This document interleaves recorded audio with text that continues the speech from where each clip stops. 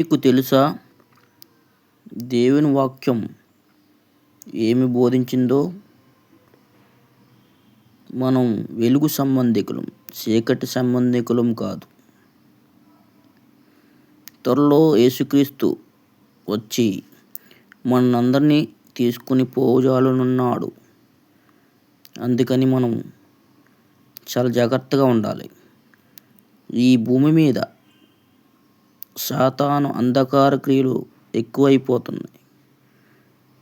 వాటిని చూసుకుంటూ జాగ్రత్త పడుతూ బహు సమీపంగా దేవునికి దగ్గరగా మనం ఉండాలని కోరుకుంటున్నాను.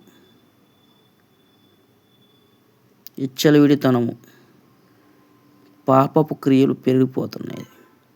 ప్రియ క్రైస్తవుడా, క్రైస్తవురాలా, బహు జ్ఞానం కలిగి మనం నడుచుకోవాలని కోరుకుంటూ ఈ చిన్ని వాక్యం దేవుడు దీవించి ఆశీర్వదించును గాక. ఆమెన్.